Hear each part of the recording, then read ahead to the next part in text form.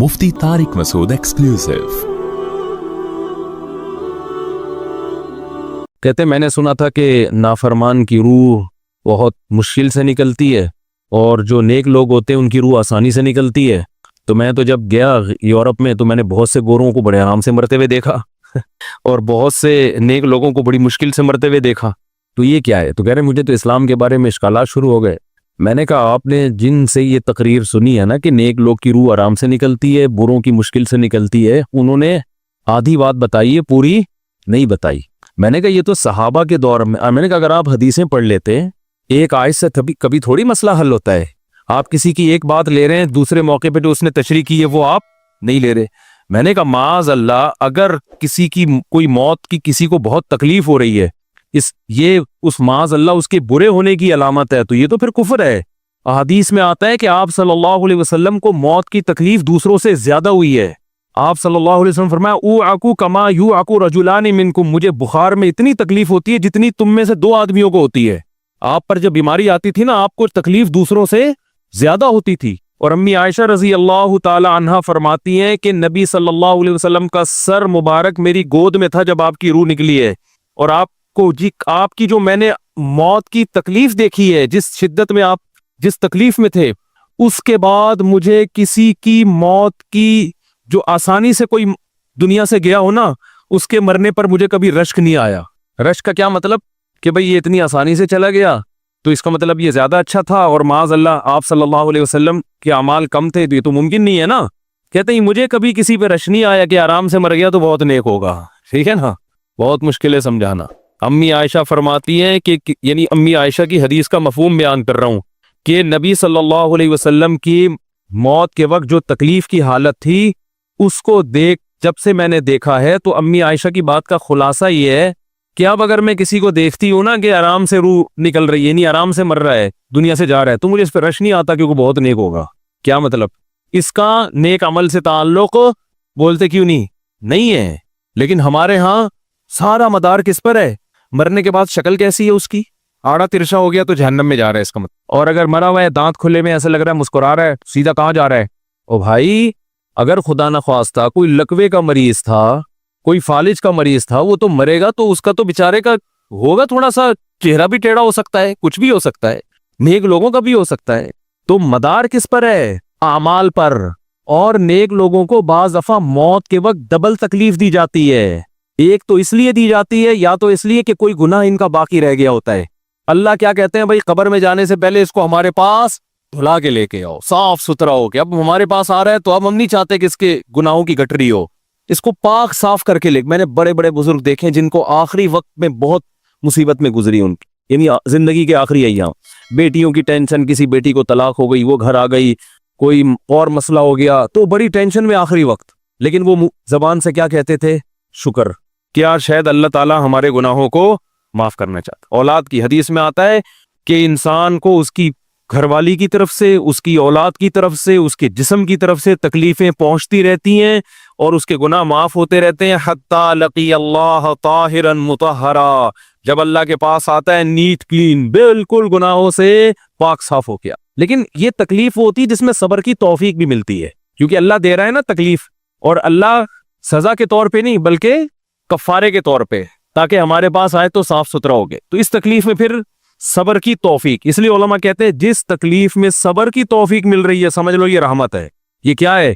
रहमत। ये अल्लाह आपको बनाना चाह रहा है कुछ। अब लोग कहते हैं ये वाली तकलीफ क्यों, वो वाली क्यों नहीं आई, ये तो बहुत ज्यादा हो गई। तो भाई अल्लाह से कोई नहीं लड़ सकता, वो जो दे रहा है वो उस पर सबर करो। इसी को कहते हैं तकदीर पर रिजा, जो अल्लाह ने मुकद्दर किया है अब उसमें क्या है, कोशिश करेंगे, अल्लाह से आफियत मांगे, ए अल्लाह हमें तकलीफें नहीं चाहिए, हम तो वैसे ही कमजोर हैं, ऐसा ना हो तकलीफ में और ही नाफरमानी पे ना आ जाए, हमें तो खुशियों भरी जिंदगी चाहिए, और अल्लाह उन खुशियों में शुक्र की तौफीक दे के गुनाह माफ कर दे। ठीक है ना। जैसे लोग हकीम के पास जाते हैं, हकीम साहब के पास दो तरीके होते हैं इलाज के। एक तरीका तो ये कि भाई ये कड़वी गोली है, 2-3 खाओगे फिटफाट हो जाओगे, इसमें ये भी परहेज, ये भी परहेज, ये भी परहेज। और एक तरीका होता है भाई दूध जलेबी खाओ, इलाज लंबा हो जाएगा, लेकिन वो दवा में क्या है, दूध जलेबी। तो आप कहते हो भाई ये दूध जलेबी वाला मुझे दे दो, ठीक है लंबा इलाज करवा लूंगा, फायदा देर से होगा, लेकिन मैं ये करेले का जूस नहीं पी सकता। तो हम नालायक लोग हैं, शुक्र से भी इंसान के तरक्की होती है। तो अल्लाह से ये मांगना चाहिए, अल्लाह हमें नेमतें दे, तकलीफों से बचा, اور شکر کی توفیق دے تاکہ ہمارے درجات بلند ہو. تو شکر کے بھی تو بڑے فضائل ہیں نا. تو مانگنے تو کیونکہ عبدیت اور غلامی کا تقاضا یہ ہے کہ اللہ سے عافیت مانگی جائے, لیکن اللہ تکلیف دے دے تو اس پہ صبر. تو ہمارے نبی صلی اللہ علیہ وسلم کو ہاں یا تو اس لیے تکلیف ہوتی ہے گناہ معاف, یا اس لیے کہ درجات بلند. اللہ چاہتا ہے کہ بھئی یہ دنیا آزمائش کی جگہ ہے, جب آخرت میں آنا تو اتنا تجھے نوازوں. تو ہمارے نبی صلی اللہ علیہ وسلم جنت میں آخرت میں سب سے اعلیٰ مقام کس کا ہوگا؟ سید الانبیاء محمد صلی اللہ علیہ وسلم, حضرت آدم سے بھی زیادہ, نوح علیہ السلام سے بھی زیادہ. تو اللہ نے فرمایا کہ آپ کو پروٹوکول دینے کے لیے آخری جو اب آپ کا آخرت کا سفر ہے نا, اس میں مادی تکلیف آپ کو دوسروں سے زیادہ دی جائے گی. یہی وجہ ہے کہ حضرت فاطمہ رضی اللہ تعالی عنہ آپ کی چہیتی بیٹی, جب انہوں نے آپ صلی اللہ علیہ وسلم کی اس تکلیف کو دیکھا نا, جو موت کے وقت تکلیف تھی اور جو بخار کی شدت تھی, واہ کرب ابتا, فرماتی تھی ہائے میرے والد کا کرب. بہت زیادہ غمزدہ ہو گئی ان کو دیکھ کر کس قدر تکلیف میں ہے. تو آپ صلی اللہ علیہ وسلم نے فرمایا لا کرب علی ابیک بعد اليوم. کیسے تسلی کے جملے. اپنی بیٹی سے فرمایا اے فاطمہ تیرے باپ پر آج کے بعد کوئی تکلیف, بولو لا کرب علی ابیک بعد اليوم. اس میں بھی آپ صبر کا پہلو تلاش کر رہے ہیں, شکر کا. بس یہ اللہ کی طرف سے آخری ہے. آج کے بعد اے میری بیٹی تیرے باپ پر کوئی تکلیف نہیں. اپنی بیٹی کو بھی تسلی دے رہے ہیں کہ غم ہلکا کر, بس یہ اللہ کی طرف سے آخری ہے, آج کے بعد کوئی تکلیف نہیں ہوگی. تو ہمارے ہاں وہ بیچارہ تکلیف سے جا رہا ہے, تو یار دیکھا آ گیا نا سامنے, لیکن یہ دیکھا ہم تو کہتے تھے بندہ ہی 2 نمبر ہے, اب آ گیا نا. تو دیکھو کیسے مر رہا ہے. اور پیغمبروں کو تکلیف تو دی جاتی ہے, لیکن کوئی ایسا عیب نہیں ہوتا, ایسی بیماری نہیں ہوتی جو لوگوں میں معیوب سمجھی جاتی ہے. یہ نہیں ہوتا, کیونکہ پیغمبر اللہ کے قاصد ہیں, تو اللہ ان کو ہر لحاظ سے امت کو یہ بتانا چاہتے ہیں یہ میرے رسول ہیں, یہ میرے سفیر ہیں. تو کوئی بھی ایسی چیز جس کی وجہ سے لوگوں کو ان سے نفرت ہو, یا طبعی نفرت جو انسان کے اختیار میں نہیں ہوتی, تو اللہ ایسی بیماری اور ایسی تکلیف سے بچاتے ہیں ان کو. سمجھ میں آ رہی ہے بات. لیکن امتی کو ایسی تکلیف ہو سکتی ہے. یہ جو ختم نبوت کے علماء کہتے ہیں نا, مرزا غلام احمد بیت الخلاء میں گر کے مر گیا, تو بعض لوگ کہتے ہیں وہ تو بیت الخلاء میں تو فلاں بزرگ کا بھی انتقال ہوا تھا, فلاں کا بھی بزرگ کا ہو سکتا ہے, پیغمبر کا بیت الخلاء میں انتقال بولو نہیں ہو سکتا, کیونکہ پیغمبر کو اللہ ایسے عیب سے بچاتے ہیں جو انسانوں میں عیب سمجھے جاتے ہیں. تو پیغمبر کو ایسی بیماری نہیں ہوتی, جیسے اچھوت کی بیماری ہے کہ کوئی ہاتھ نہیں لگا سکتا اس کو, ایسی بیماری پیغمبروں کو نہیں ہوتی. کوڑ کی بیماری پیغمبروں کو نہیں ہوتی, کیونکہ ایسی بیماری جس سے لوگ گھن کھاتے ہیں, ایسی نہیں. لیکن امتی کو ہو سکتی ہے, امتی کو ایسی بیماری ہو سکتی ہے, اللہ اس کے درجات کیا کرے گا؟ بلند کرے گا اس سے. مجھے ایک واقعہ کسی نے سنایا کہ ایک ہندو تھا, اس کو کوڑ کی بیماری تھی. کوڑ نہیں ہوتا, گوشت گلنا شروع ہو جاتا ہے, تو یہ بیماری پھیلتی ہے. تو اس کے رشتہ داروں نے بالکل الگ کر دیا اس کو, وہیں سے کھانا پھینکتے ایسے کر کے. کہیں تبلیغی جماعت گئی, ان کو پتا چلا, وہ بیٹھ گئے اس کے پاس جا کے, اس کو کھلا بھی رہے ہیں پلا بھی رہے ہیں. تو وہ بڑا متاثر ہوا, یار سب نے چھوڑ دیا اور مسلمان ہو گئے. تبلیغ والے تو اکرام کا کوئی موقع الحمدللہ چھوڑتے نہیں. تو وہ مسلمان ہو گیا اور پھر اس کا انتقال ہو گیا تھوڑے دنوں میں. اب دیکھو اللہ نے جو اس کو کوڑ کی بیماری میں ڈالا, یہ بیماری اس کے لیے رحمت بن گئی کہ نہیں بن گئی؟ تو کفر کی حالت میں کوئی اچھا کام کیا ہوگا اس نے, اس کے بدلے میں اللہ نے اس کو کیا دے دیا؟ کوڑ کی بیماری. اب دنیا کہے گی یار عام کافر جو اچھے کام نہیں کرتے وہ تو فٹ فاٹ گھوم رہے ہیں, اور یہ تھوڑا بہت خیال کرتا تھا, اس کو اللہ نے کیا دے دیا؟ بھائی اس کو دیا اس لیے کہ اللہ کو پتا ہے کہ جی کوڑ میں ہوگا تو تبلیغ والے آئیں گے, اس کی آؤ بھگت کریں گے, اور یہ کیا ہو جائے گا؟ اسلام میں داخل ہو جائے. تو اللہ کے کام ہے, یہ اللہ ہی بہتر جانتا ہے. تو بعض دفعہ اللہ تکلیف میں ڈالتے ہیں تاکہ آپ کے گناہ دھل جائیں. تو اس لیے موت کی جو تکلیف ہے نا, اچھا اور عین ممکن ہے کوئی بہت بڑا بدماش ہو, بڑے آرام سے مر جائے, اور مرنے کے بعد ایسی خوبصورت اسکن ہو جائے اس کی, کیونکہ اسکن کی اچھے یا برے ہونے کا تعلق موسم سے ہے جینے, ٹھیک ہے نا.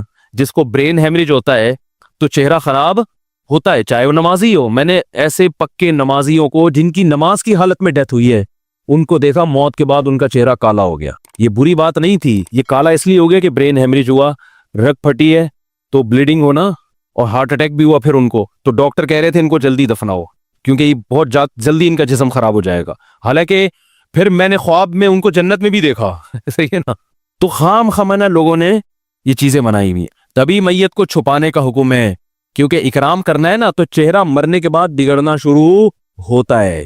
یہ ہر ایک کا ہوگا, چاہے نیک ہو چاہے برا. تبھی تو حکم ہے کہ اس کو جلدی دفن کرو, کیونکہ اس کی توہین ہے اب لوگوں کے سامنے رکھنا. اور ہمارے کیا ہو رہا ہے, باقاعدہ مردوں کے ساتھ سیلفیاں چل رہی ہیں, ناک میں روئیاں ٹھوسی ہوئی ہیں, اور ویڈیو بن رہی ہے اور زیارت ہو رہی ہے, لائن لگ لگ کے پبلک دیکھ کے جا رہی ہے. کیا جاہلانہ رسم ہے یار, کیا جاہلانہ. میت میں اور دلہن میں فرق ہونا چاہیے. دلہن کی منہ دکھائی ہوتی ہے, وہ محلے پڑوس کی عورتیں آتی ہیں, بھائی دلہن آئی ہے بیوٹی پارلر کر کے دیکھ رہی ہیں, تو مردے اور دلہن میں اتنا تو فرق کرو, مردے کی بھی رونمائی ہو رہی ہے. تو یہ غلط رسم ہے. انتقال ہو گیا فوراً چہرے پہ کپڑا. ہاں جو اس کے بہت قریبی لوگ ہیں, قریبی لوگ ایسا ہوتے ہیں کہ اگر وہ بدبو آ بھی رہی ہو, چہرہ بگڑ بھی جائے, ان کو نفرت نہیں ہوتی. بیٹے کو اپنے باپ سے نفرت نہیں ہوگی, چاہے جیسا بھی ہو, چہرہ جیسا بھی بگڑ جائے.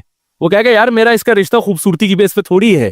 لیکن اجنبی لوگ جب اس کو دیکھیں گے تو چہرے کے بارے میں تبصرے بھی کریں گے.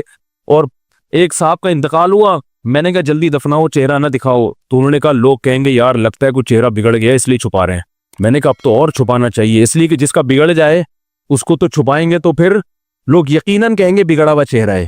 تو اس رسم ہی کو ختم کر دینا چاہیے. انتقال ہوا فوراً چہرے پہ کپڑا. ہاں بیوی دیکھ سکتی ہے اپنے شوہر کو, یا بیٹے ہیں, یا اس طرح جو بھائی بہن ہیں قریبی, وہ دیکھ لیں. باقی پبلک سے چھپا کے اس کو فوراً کیا کرو, دفن. اب تو قبر میں جا کے بھی دکھا رہے ہوتے ہیں. یہ اجمیوں کی گندی رسم ہے, بری رسم ہے. گندی کا لفظ میں نے تھوڑا سا زیادہ سخت استعمال کیا, لیکن مجھے اس سے زیادہ ہلکا لگ نہیں رہا کوئی لفظ. عرب میں ایسا نہیں ہوتا. سعودی عرب میں جو ہے نا, عرب لوگ بہت سی چیزوں میں ابھی بھی اسلام کے بہت قریب ہیں. بڑے خاندان, ہم لوگ چونکہ ہندوؤں کے ساتھ زیادہ رہے ہیں نا انڈیا میں, تو بہت سی چیزیں ہم نے وہاں سے کیا لی ہیں جو مذہبی لوگوں میں بھی آئی ہیں. عرب میں یہ سسٹم نہیں ملے گا آپ کو. عرب میں جب تک زندہ ہے احترام, ادب, تمیز. انتقال ہو گیا فوراً سے پہلے دفنایا, قبر پہ تختی بھی نہیں لگاتے. وہ جب جائز ہے تختی لگانا, لیکن وہ بھی نہیں لگاتے. کہہ رہے اب اس کو تختیوں کی ضرورت نہیں ہے, اب دعاؤں کی ضرورت ہے. دعائیں ہوتی رہتی ہیں ابا کے لیے, صدقات و خیرات کرتے ہیں. تب ایسا صدقے کرتے ہیں عرب کہ آپ کی سوچ ہوگی. ایسی سخاوت ہے عربوں میں, اپنے ابا کے لیے, اپنی اماں کے لیے دعائیں کرتے ہیں. وہ میں نے بتایا نا ایک واقعہ میں نے بہت پہلے سنایا تھا, جدہ میں کسی کے ہاں ٹھہرا ہوا تھا سعودی عرب میں, پاکستانی تھے. وہ کسی عرب کے ساتھ 30 سال سے ملازمت کر رہے تھے. عربوں کا نا آپ کو ایک پہلو دکھایا جاتا ہے میڈیا پہ, جو اچھا پہلو ہے وہ نہیں دکھایا جاتا. اور اسلام کی وجہ سے ان میں خوبی ہیں وہ نہیں دکھایا جاتا. تو ایک عرب شیخ تھا جس کی ہاں یہ ملازم. دوسرا عرب کا جو اصل کلچر آپ کو ملے گا گاؤں دیہاتوں میں, شہروں میں تو پتہ نہیں کون کون آگے آباد ہوا ہے, اس میں اچھے بھی ہیں برے بھی ہیں. کہہ رہے میں نے دیکھا کہ وہ ایک عرب شیخ اپنی فیکٹری سے نکلا, میں تو ایک بھکاری آیا, اس نے اللہ کے نام پہ کچھ مانگا. اس کے پاس پتہ نہیں تنخواہ بانٹنے نکل رہا تھا, کیا نکل رہا تھا, اس کے پاس بہت سارے پیسے تھے ریال. تو اس نے اس کو بھکاری کو دے دیے. بھکاری کو جیسے دیے, بھکاری نے, اچھا یہ عرب بھی 80 سال کا بڈھا, تو اس بھکاری نے اس کے عربی کے ماں باپ کو دعائیں دینا شروع کر دی دل سے نا. وہ پاکستانی تھا, وہ ہوشیار, دعائیں دی, اللہ کرے تمہارے ابا کی مغفرت ہو جائے, اللہ کرے. تو وہ عرب کو اتنا اچھا لگا, اس نے اور دے دیے. پھر وہ شروع ہو گیا, اللہ کرے تمہارے ابا وہ پھر اور دیتی. کہہ رہے اتنے پیسے اس بھکاری کو دے دیے. میں نے کہا یار یہ تو لاکھوں پتی بن گیا ہے, سارے پیسے ختم ہو گئے اس کے پاس, اور وہ گھنا دعائیں دیتا جا رہا ہے. وہ جو گھنا تھا نا وہ کیا کر رہا ہے, وہ بھی گھنا بن کے طبیعت سے دعائیں دے رہا ہے. وہ اور رونا بھی آ جاتا ہے پاکستانیوں کو, آپ کو پتہ ہے. تو کہہ رہے وہ چلا گیا, پیسے ختم ہو گئے. اس عربی نے کہا اگر یہ میرے پاس اور بھی پیسے ہوتے نا, یہ دعائیں دیتا رہتا میں پیسے. بعض ایسے جذبات ہو جاتے ہیں نا انسان کے کہ اس کو لگتا ہے کہ شاید یہ دعا قبول ہو رہی ہے, بعض دفعہ ایسی کیفیات آ جاتی ہیں انسان کے اوپر. تو وہ پاکستانی تھے جنہوں نے مجھے واقعہ سنا, کہہ رہے یار ان کے اندر کوئی ان کے قریب رہے نا تو بعض چیزیں ان میں بڑی خاندانی. عربوں میں ماں باپ کا بہت احترام ہے, بہت. جتنے کسٹمر کے ساتھ بدتمیز ہوتے ہیں نا, باپ اور ماں کے ساتھ اتنے ہی اچھا سلوک کرتے ہیں. ایسا نہیں ہے جیسے زبان چلا دی اور یہ کر دیا. باپ بیٹھا ہوگا, سب چپ کر کے آرام سے بیٹھے ہوں گے کہ باپ یہ بول بیٹا رہا ہے.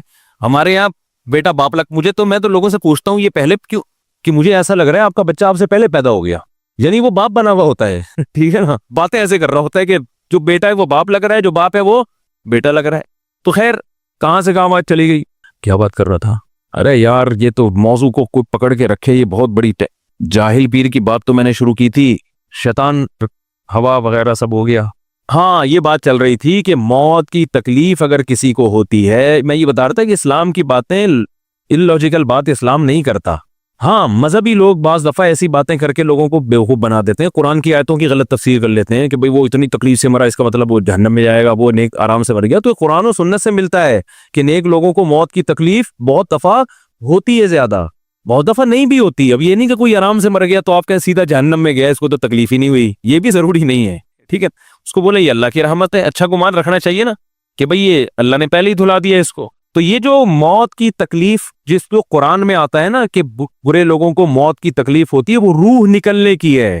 کہ جب عالم برزخ کی طرف روح جاتی ہے اور اس کو برزخ کی چیزیں نظر آنا شروع ہوتی ہیں تو پھر روح چاہتی نہیں ہے کہ میں جسم سے جدا ہوں، لیکن فرشتے اس کو کھینچ کے نکالتے ہیں. تو یہ عالم برزخ کی چیز ہے، اس کا اس مادی زندگی سے تعلق نہیں ہے. مادی زندگی میں تو کسی کے یہاں گولی مارو گے نا، ٹھا کر کے گئی، نکل گئی، مر گیا. اور کسی کو کیما بنا کے مارو گے تڑپا تڑپا کے تو تڑپ تڑپ کے مرے گا وہ. مادی زندگی میں کسی کو آگ میں پھینکو گے تو جل کے مرے گا، چاہے نیک آدمی ہو. اور کسی کی گردن اڑاؤ گے تلوار سے تو 1 منٹ میں کیا ہو گیا، ختم. لیکن جو اس کی روح نکل رہی ہے، خدا کے پاس جا رہی ہے، وہ منظر نافرمان کا بہت ہی بھیانک ہوتا ہے. اور نیک آدمی کی روح ایسے پرواز کرتی ہے، وہ اس کی تکلیف ہے. اور اس پہ میں ایک واقعہ بھی سنا چکا ہوں، دوبارہ نہیں سناؤں گا، کہ کیسے دنیا میں بھی اس کے مشاہدات ہوئے ہیں لوگوں کو، کہ کیسے ان کو آخرت کی چیزیں نظر آنا شروع ہو گئی اور وہ باتیں کر رہے ہیں، باقاعدہ بتا رہے ہیں فروح و ریحان و جنت نعیم. جو قرآن میں آتا ہے نا، فرشتے آتے ہیں اس کی روح قبض کرتے ہیں، تو وہ بعض دفعہ اللہ دنیا میں بھی دکھا دیتے ہیں.